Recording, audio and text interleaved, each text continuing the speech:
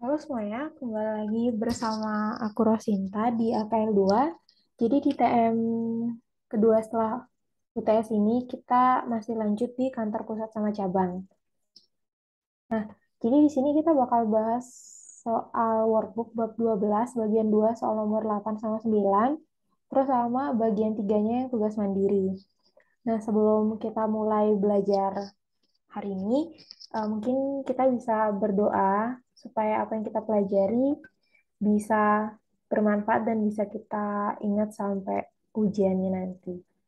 Oke, berdoa dimulai. Berdoa dicukupkan. Oke, kita masuk ke soal nomor 8. Nah, di sini eh, kita baca soalnya dulu. Jadi di sini ada neracanya si cabang per 31 Desember 2019. Terus ada jurnal, terus ada keterangan transaksinya di tahun 2020. Di sini kita diminta untuk bikin ayat jurnal yang dibikin sama cabang, termasuk sama penyesuaian dan jurnal penutupnya. Terus juga bikin jurnal yang dibuat sama kantor pusat. Oke, yang mempengaruhi akun cabang. Oke,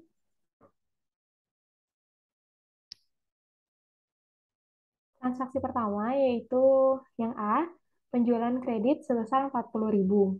Jadi ini kan transaksinya si cabang nih. Nah, jadinya si kantor pusat tuh nggak nyatet, sedangkan si cabang tuh nyatet AR pada sel sebesar 40.000. Terus pembelian secara kredit sebesar 10.500. Jadi kantor pusat nggak nyatat, sedangkan kantor cabang tuh purchase pada AP sebesar 10.500. Oh, ini aku dalam ribuan ya. Nah, terus yang C, barang dagangan yang diterima dari kantor pusat dengan harga pokok 20.000. Oke, jadi karena dia nggak dikasih tahu itu ada markup-nya berapa, marginnya berapa, jadi aku asumsikan bahwa dia itu nggak ada margin gitu. Jadi harga pokoknya sama dengan harga jualnya ke cabang. Jadi si pusat bikin branch pada shipment to branch sebesar 20.000. Si cabang bikin shipment from home office pada home office sebesar 20.000. Terus yang D, penagihan atas piutang usaha sebesar 38.000. Jadi si cabang nyatat cash pada AR 38.000. Terus yang E, pembayaran hutang usaha sebesar 10.000. Jadi AP pada cash sebesar 10.000. Terus yang F, penghapusan piutang tak tertagih sebesar 600.000. Jadi penghapusan piutang itu kan AFDA pada AR sebesar 600. Terus yang G, pengiriman uang kas ke kantor pusat sebesar 15.000. Jadi kantor pusat nyatetnya cash pada branch 15.000, terus kantor cabang home office pada cash sebesar 15.000. Terus yang H, beban yang dibayar sebesar 12.400. G, beban yang H ya. Beban yang dibayar sebesar 12.400. Jadi karena ini nggak dibilang dibayarin sama pusat, terus ini transaksinya cabang, jadi jurnalnya expense pada cash sebesar 12.400 untuk cabang. Terus yang I, beban yang dibayar oleh kantor pusat dan dibebankan ke cabang Medan adalah 800.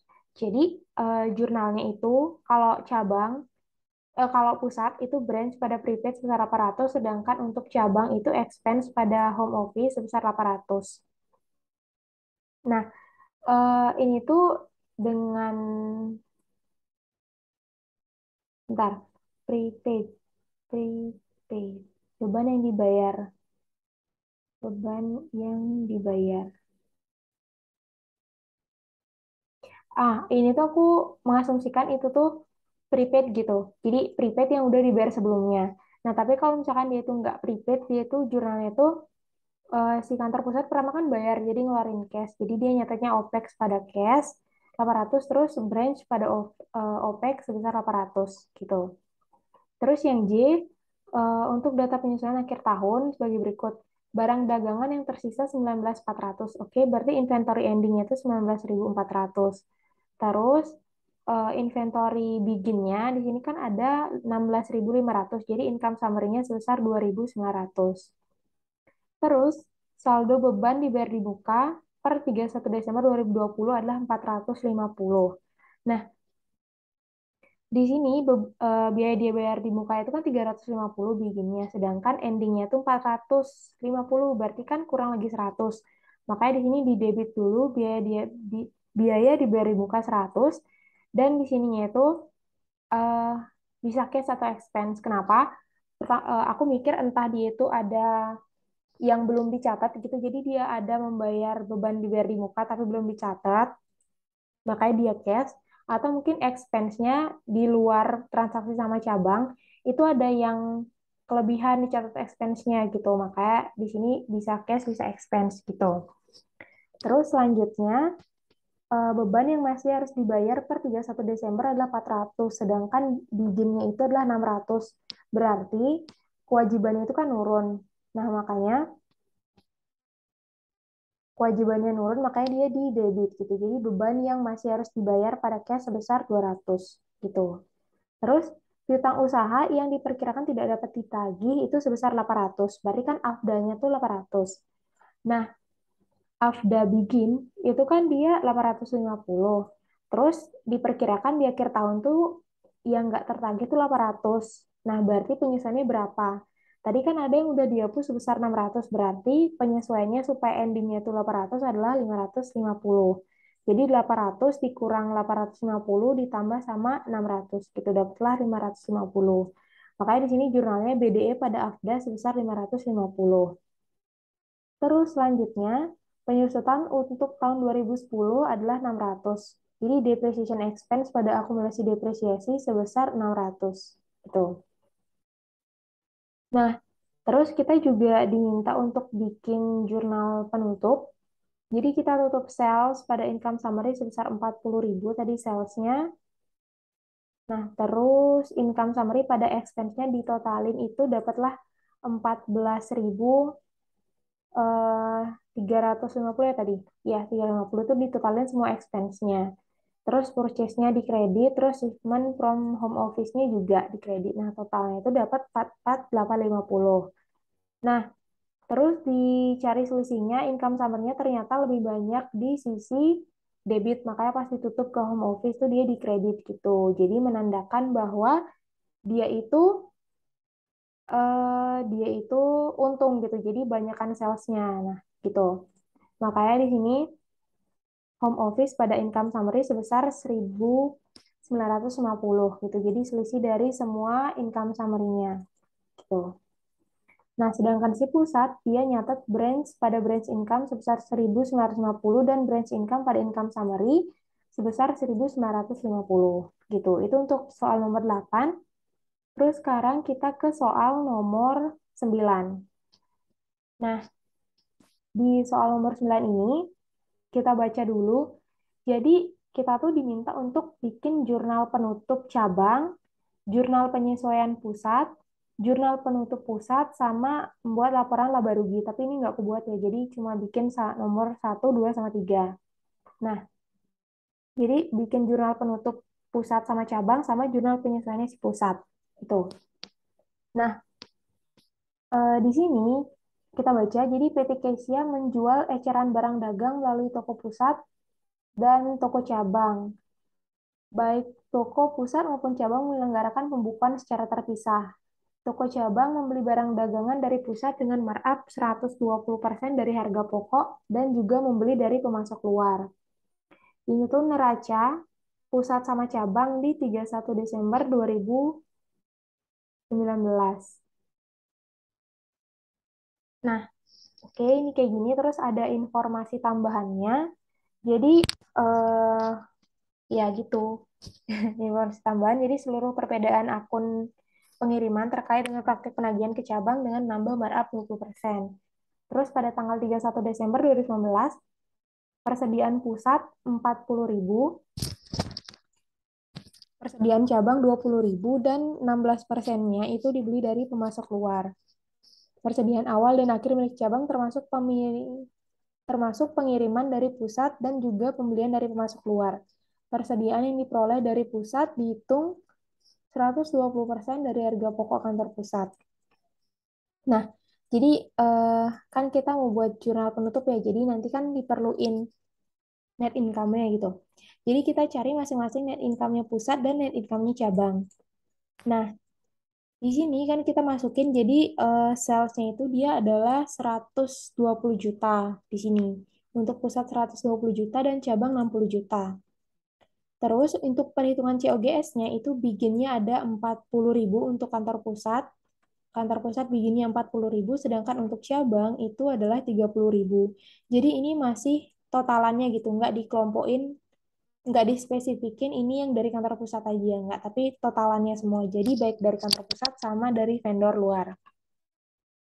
Terus purchase-nya untuk pusat ada 70.000, sedangkan cabang ada 11.000. Terus shipment to branch-nya, pengiriman ke cabang, si pusat itu 16.000, sedangkan pengiriman dari pusat untuk si cabang itu adalah 19.200. Oke. Okay. Nah, terus ditotalin dapatlah cost of goods available for sale tuh si pusat tuh 94.000, sedangkan si cabang 60.200. Terus kita masukin endingnya, si pusat itu endingnya ternyata 40.000 ya, tadi 40.000, sedangkan si cabang 20.000. Nah, dapatlah COGS-nya untuk pusat itu adalah 54.000, sedangkan si cabang itu adalah 40.200 gitu. Jadi dikurangin ini. Nah, dapat COGS, dapatlah operating income itu untuk pusat 66.000 dan si cabang 19.800. Terus dikurangin sama expense-nya. Jadi expense-nya itu dapat di sini kalau pusat 28.000 sedangkan si cabang 12.000. Dapatlah net income-nya untuk pusat 38.000 dan untuk cabang 7.800 gitu. Nah, itu untuk perhitungan net income-nya. Terus kita masuk ke ntar penyesuaian unreleased-nya gitu. Nah, ini ini kan unreleased-nya itu atas penjualan ke cabang ya. Jadi biasanya kan bikin tambah shipment from home office tambah freight in dapatlah COGAS terus dikurangin ending dapat COGS.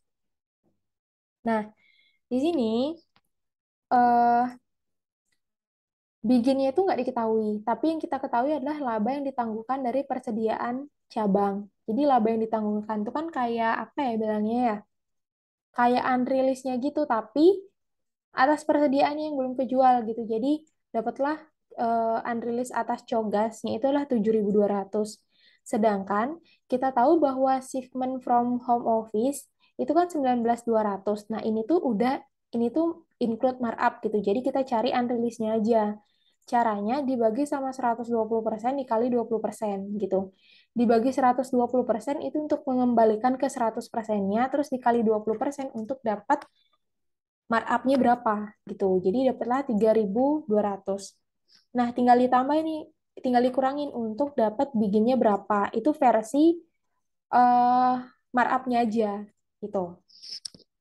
Nah, kalau mau cari biginnya setelah markup ya tinggal dibagi 20% dikali sama 120 gitu. Nah, udah dapat cogasnya berapa tadi. Terus kita masukin endingnya. Endingnya itu kan tadi kita tahu bahwa endingnya si cabang itu kan 20.000, tapi 16%-nya itu dari luar. Berarti yang dari home office aja ya 100% kurang 16%-nya dikali sama 20.000. Itu dapatlah 16.800. Nah, markup-nya berapa? Ya tinggal dibagi 120% dikali sama 20%, dapatlah 2.800. Berarti COGS-nya atau rilisnya itu unrilis yang jadi rilis itu adalah sebesar 4.400. Tuh. Nah, terus selanjutnya kita bikin jurnal penutupnya. Jadi untuk jurnal penutupnya si pusat itu kan tinggal nutup inventory ending sama inventory begin yang kebetulan sama yaitu 40.000 gitu.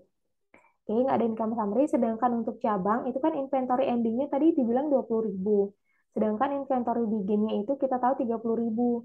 Berarti ada maaf, income summary, income statement, summary, income summary sebesar 10.000 gitu.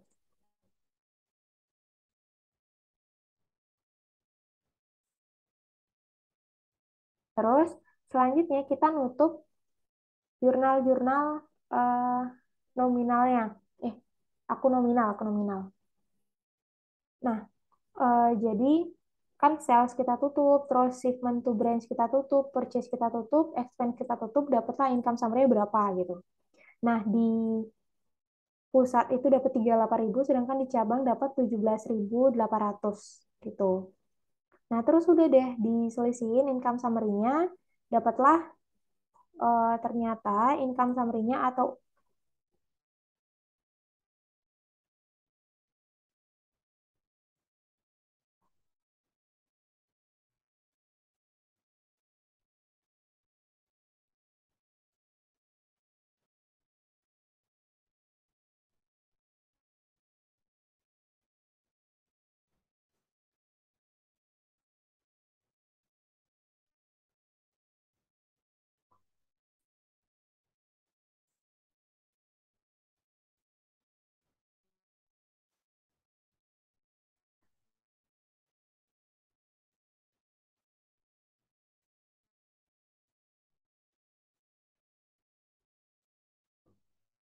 ya benar. Jadi income summary pada home office itu sebesar 7.800 gitu.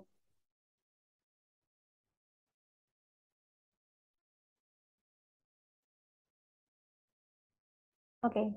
Nah, itu kan keuntungannya si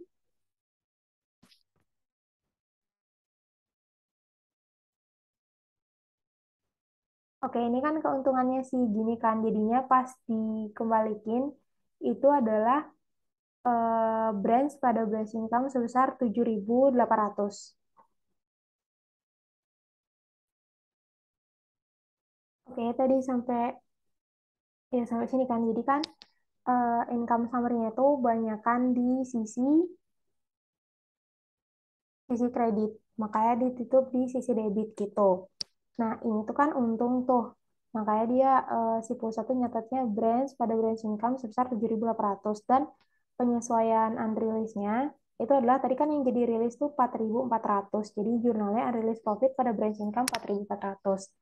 Nah, sedikit revisi tadi di soal nomor 8, dia kan jurnalnya si cabang tuh kan home office pada income summary sebesar 1.950. Nah, ini kan kita lihat bahwa ternyata pendapatannya itu untuk sales itu kan 40.000.